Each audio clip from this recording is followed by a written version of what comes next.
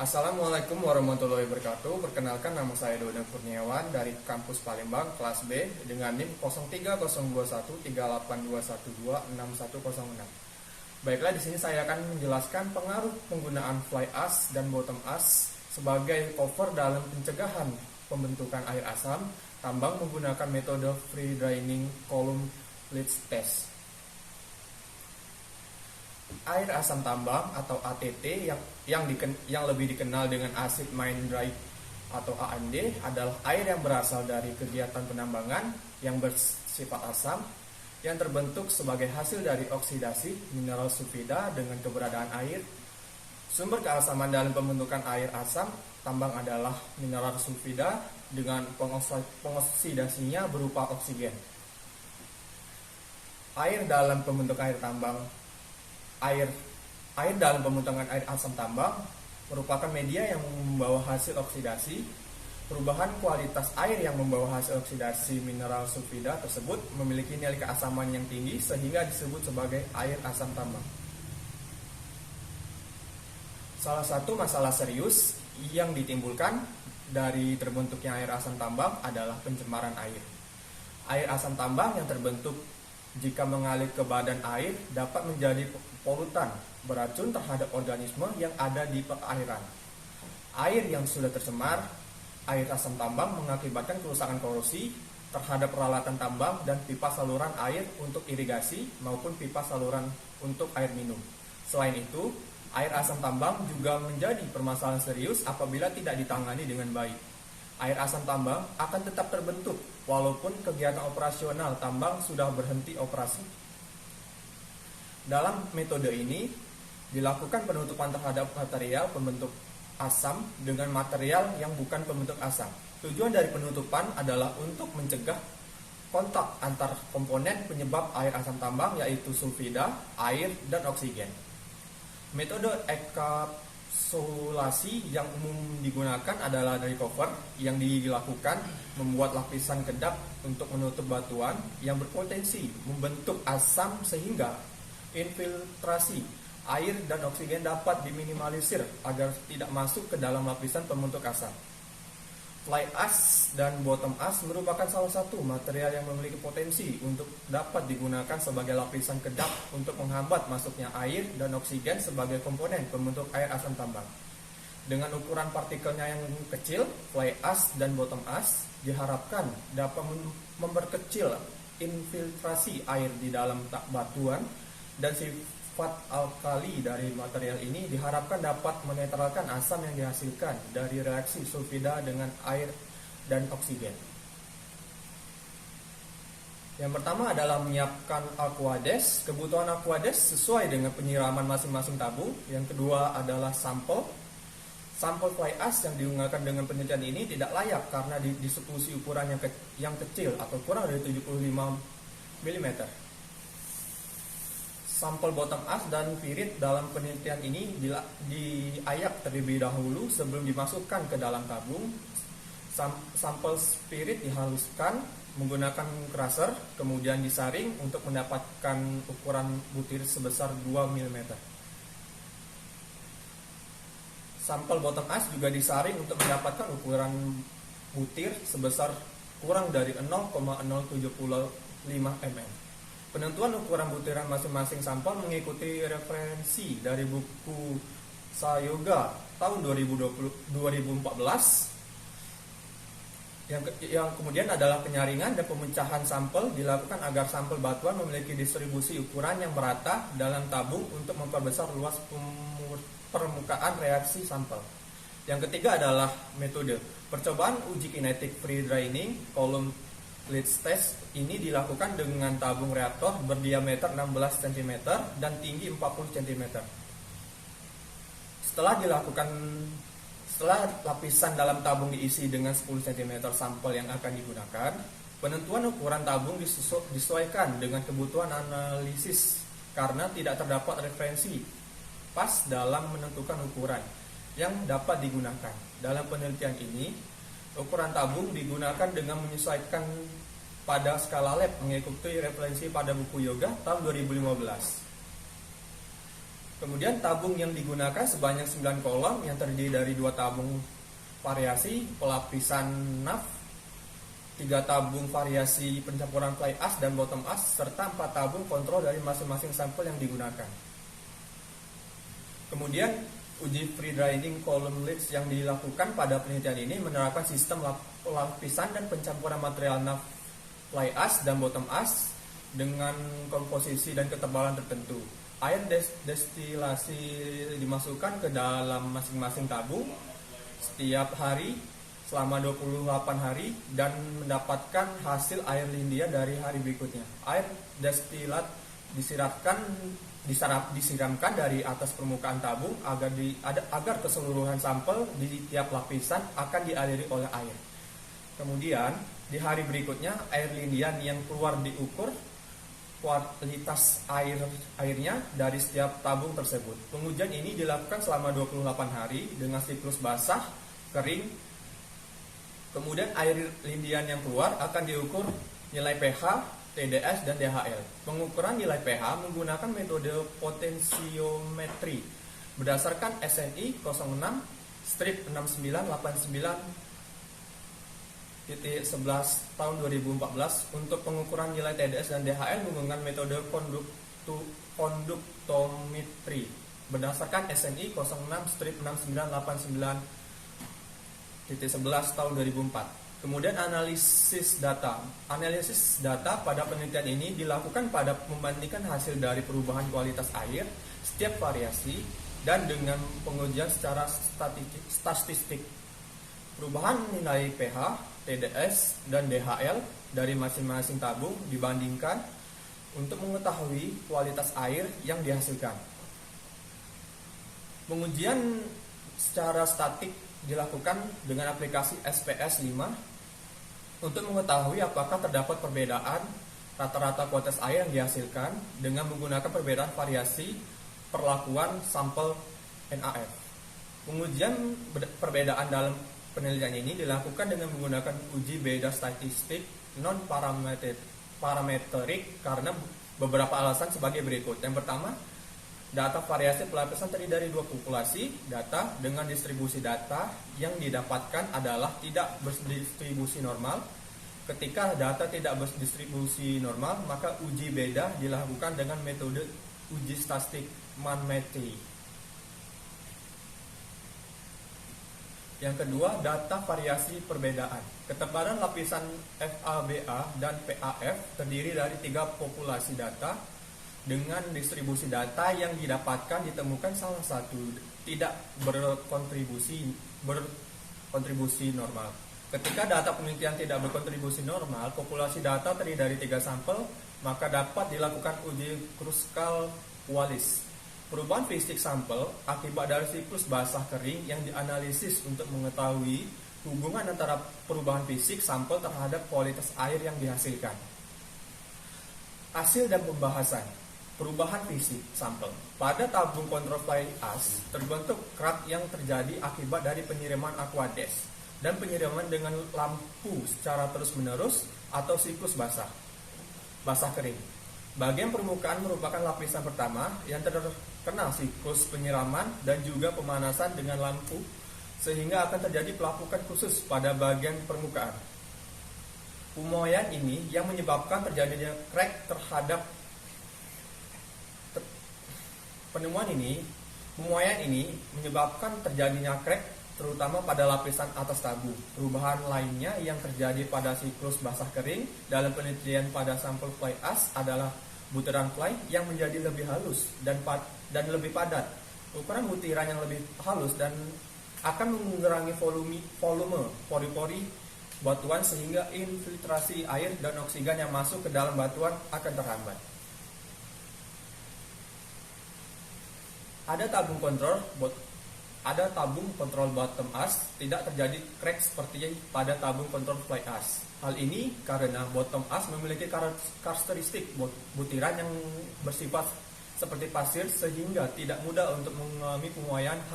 Hal ini juga didukung dengan penelitian sebelumnya yang dilakukan oleh Saudara Lestari pada tahun 2010, di mana hasil pada penelitian tersebut menunjukkan bahwa bottom as memiliki sifat yang keras dan susah terlakukan, sehingga pelakukan yang terjadi akan lambat dibandingkan dengan fly ash. Perubahan fisik material yang terjadi pada tabung kontrol pencampuran FIB, FBA menunjukkan terjadinya perubahan ukuran butiran yang semakin kecil dan padat. Bagian permukaan tabung juga terjadi crack. Yang terjadi seperti pada tabung kontrol fly ash, tetapi crack yang terbentuk tidak sebesar pada crack yang terjadi pada tabung kontrol fly ash. Crack yang terbentuk diprediksi berasal dari material fly ash yang memiliki karakteristik butiran yang bersifat clay. Pada tabung kontrol pirit, perubahan fisik terlihat, yaitu terjadinya perubahan ukuran butiran menjadi semakin lebih kecil dan halus. Hal ini dikarenakan dengan siklus basah kering mengakibatkan pelapukan pada material pirit yang mengakibatkan ukuran butiran batu menjadi lebih kecil. Ukuran butiran yang semakin kecil akan meningkatkan luas total permukaan reaktif dari batuan. Dari hasil analisa mineralogi menggunakan uji XRD dan XRF yang dilakukan oleh Saudara Nugraha dan kawan-kawan pada tahun 2020, beberapa catatan penting sebagai berikut. Yang pertama, kandungan CaO pada material Fa dan Ba cukup tinggi. Kandungan CaO pada sampel Fa terdeteksi sebesar 24,2% dan pada Ba sebesar 19%. Keberadaan mineral ini mengindikasikan adanya kandungan penetral pada sampel uji. Kandungan Ca adalah sumber alkalinitas sebagai sumber penetral asam. Tingginya kandungan S pada material Fa dapat berasal dari SO2 yang bereaksi dengan air di udara, sedangkan pada material Ba kandungan S lebih kecil karena merupakan abu dasar. Konsentrasi nilai S pada material Fa adalah sebesar 4,64% dan pada Ba sebesar 0,73%. Kandungan S pada PAF berkaitan dengan material pirit atau FeS2 dengan konsentrasi nilai S sebesar 8,52%. Tingginya kandungan AI pada material PAF berasal dari material sekunder seperti kaulit AI2, 5I2O5 atau OH4.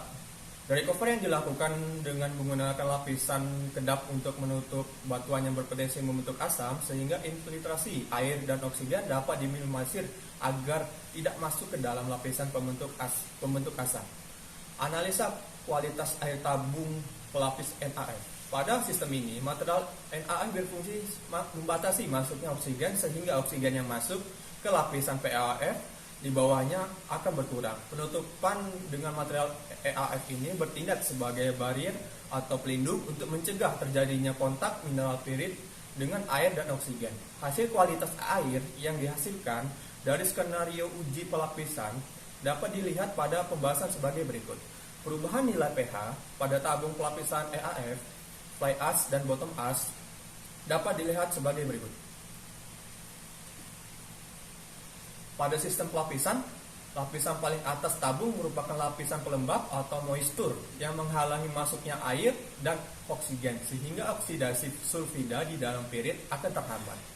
Sedangkan lapisan tengah merupakan lapisan yang menghasilkan penetrasi alkali dengan kandungan alkali yang lebih besar pada fly ash sebesar 24,2%, maka tabung 2 dengan posisi fly ash berada pada lapisan tengah, tabung akan menghasilkan lebih banyak mineral alkali untuk menetralkan asam dari oksidasi pirit, sehingga nilai pH yang dihasilkan lebih besar.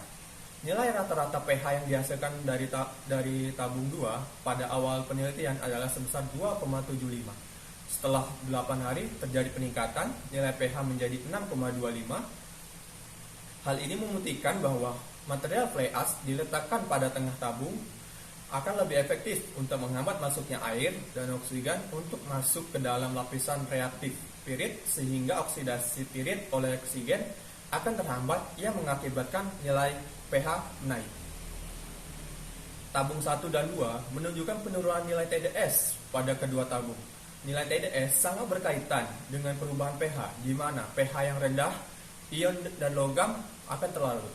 Ion dan logam yang terlarut akan meningkatkan nilai total padatan terlarut atau TDS air lindian. Tabung 1 memiliki nilai pH yang lebih rendah daripada tabung 2. Kondisi pH rendah yang pada tabung 1 ini akan mengakibatkan total padatan terlarut yang dihasilkan akan lebih besar. Tabung 1 ini mengakibatkan padatan terlarut tersebut karena rendahnya pH akan semakin meningkatkan nilai TDS. Dilihat dari perubahan nilai TDS pada tabung 1 dan tabung 2, terjadi penurunan nilai TDS yang konstan pada hari ke-9 hingga hari ke-28. Penurunan nilai TDS ini dikarenakan sampel di dalam tabung akan berada dalam kondisi jenuh, sehingga konsentrasi oksigen dan air yang masuk ke lapisan reaktif period akan sangat minim. Akibatnya, nilai pH pada air lindian akan meningkat, sehingga nilai TDS yang dihasilkan akan berkurang. Perbedaan nilai TDS dari tabung 1 dan 2 adalah pada tabung 2 penurunan nilai TDS terjadi lebih cepat dibandingkan tabung 1. Hal ini dipengaruhi oleh perubahan nilai pH, di mana tabung 2 terjadi peningkatan nilai pH yang lebih cepat, sehingga penurunan nilai TDS dari tabung 2 juga akan lebih cepat. Perubahan nilai DHL dari tabung 1 dan tabung 2 dapat dilihat pada gambar. Nilai DHL pada gambar 1 lebih tinggi dibandingkan dengan tabung 2. Perubahan nilai DHL berbanding lurus dengan perubahan nilai TDS. Semakin besar padatan atau logam terlarut, maka akan meningkatkan kemampuan suatu larutan dapat mengantarkan arus listrik. Dari gambar tersebut diketahui bahwa perubahan nilai DHL dari masing-masing tabung selama penelitian mengalami penurunan. Perubahan nilai DHL ini sama dengan perubahan yang terjadi pada parameter TDS. Penurunan nilai DHL disebabkan karena sampel telah berada dalam kondisi jenuh, sehingga konsentrasi oksigen dan air yang masuk ke lapisan reaktif period akan sangat minim, yang menyebabkan nilai pH pada air lindian akan meningkat. Analisa kualitas air tabung pencampuran. Pengujian lainnya dilakukan dengan membuat skenario pencampuran material NAF, light ash, dan bottom ash. Kemudian dilakukan pelarutan perbedaan ketebalan dari material campuran FAB dan material PAF pirit. Hasil kualitas pH TDS dan DHL yang dihasilkan dari skenario pencampuran NAF, FAB, dan PAF pirit dapat dilihat pada pembahasan berikut. Rendahnya nilai pH pada tabung 3 dan 7 disebabkan karena terbentuknya rekahan yang mengakibatkan bertambahnya kapasitas oksigen dalam tabung dalam kondisi jenuh reaktif period. Dipengaruhi konsentrasi dan transport oksigen dalam air, penyiraman air yang terus dilakukan akan membawa air yang terperangkap di dalam rekahan masuk ke lapisan reaktif sulfida di dasar tabung. Akibatnya period akan teroksidasi sehingga menghasilkan keasaman yang menurunkan nilai pH air. Rekahan yang terbentuk pada tabung 3 dan 7 dapat dilihat pada gambar berikut. Sedangkan pada tabung S, rendahnya nilai pH diakibatkan karena komposisi lapisan PAF yang lebih besar dari campuran FAB, yaitu 2:1. Akibatnya penetral dari FAB belum mampu untuk menetralkan keasaman yang dihasilkan dari oksidasi PAF pirit dalam tabung. Dari grafik perubahan nilai TDS, terjadi peningkatan nilai pH pada hari ke-25 dan 26. Hal ini dapat dikarenakan kondisi nilai yang sudah jenuh sehingga oksigen dan air tidak dapat masuk yang mengakibatkan oksidasi pirit terhambat sehingga nilai pH meningkat. Nilai pH kemudian fluktuatif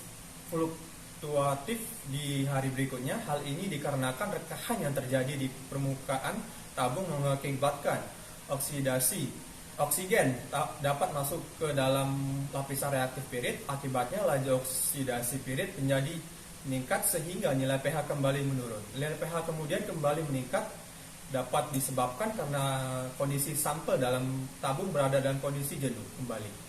Nilai TDS pada tabung 3 dan 7 menunjukkan jumlah tinggi dibandingkan dengan tabung 5. selama percobaan. Hal ini dikarenakan pH yang rendah mengakibatkan oksidasi pirit dalam tabung sehingga banyak ion dan logam dari PaF akan terlarut.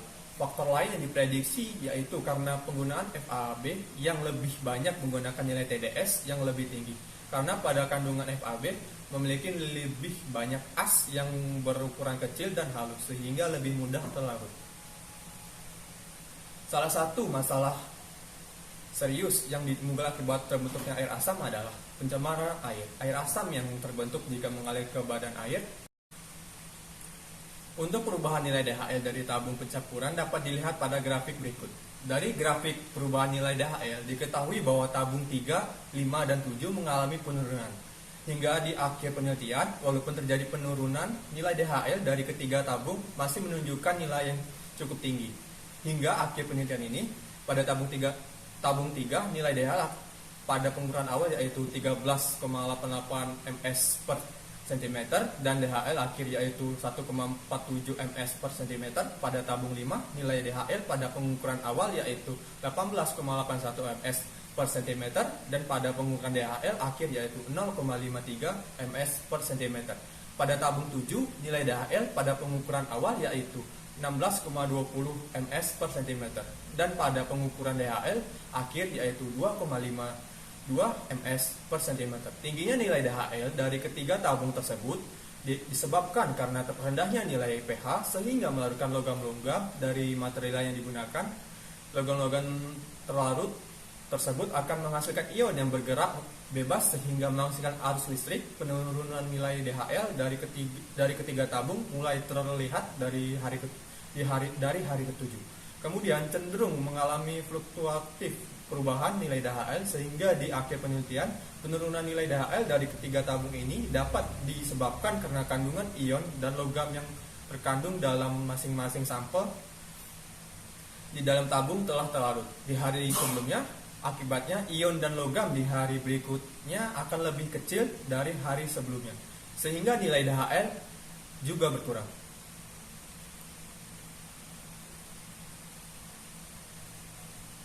Baiklah, yang terakhir adalah kesimpulan. Penggunaan material fly ash dan bottom ash sebagai cover dapat menghambat terbentuknya air asam tambang dengan cara menghambat masuknya air dan oksigen ke lapisan reaktif pirit. Penggunaan fly ash dan bottom ash dapat meningkatkan nilai pH, menurunkan nilai TdS serta DHL dari air lindian yang dihasilkan karena sifat dari fly ash dan bottom ash yang bersifat basah.